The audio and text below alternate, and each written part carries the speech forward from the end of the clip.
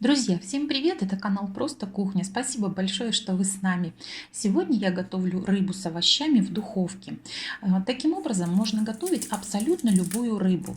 Но я сегодня буду готовить форель, потому что получилось ее купить по очень-очень хорошей акции.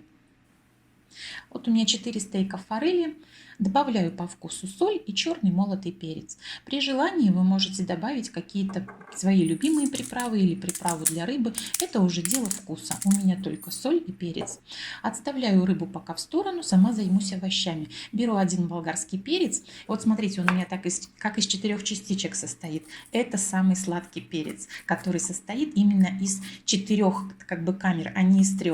Вычищаю от плодоножки, перегородок, семян и режу достаточно крупно.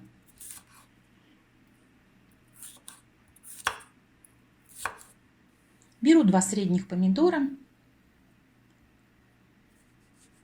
вырезаю плодоножку и каждую половинку режу где-то на 3-4 части. То есть достаточно крупно тоже. Почистила одну среднюю луковицу и режу кольцами.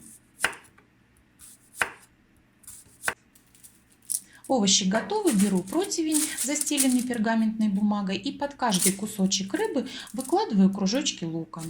Делаю это на таком расстоянии, потому как между рыбой нам еще нужно будет овощи разместить.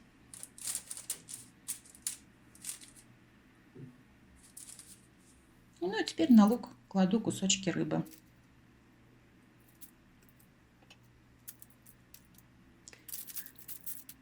Из овощей первым слоем я разместила стручковую замороженную фасоль. У меня ее 300 грамм. Распределила таким ровным слоем между рыбой. А уже на фасоль я перекладываю порезанные помидоры и перец.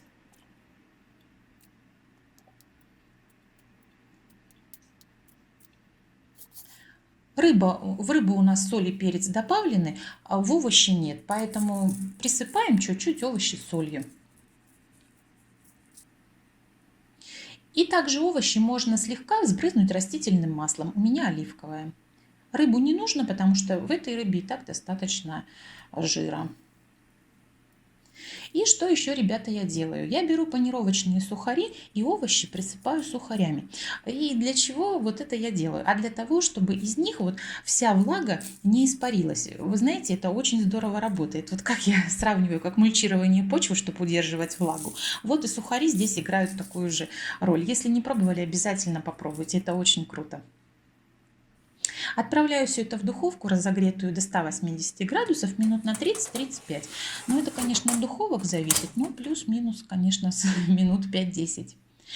Но через полчаса я достала полностью готовое блюдо. И обратите внимание на овощи, особенно на помидоры. Они абсолютно сохранили свою форму, то есть они не съежились, и в них остался весь сок. Ребята, блюдо готово, можно всех звать к столу. Желаю вам всем приятного аппетита. И вы знаете, это не только вкусно, но еще это очень сочно, без лишнего жира и без всяких брызг на кухне. Друзья, всем здоровья и удачи. Пока-пока.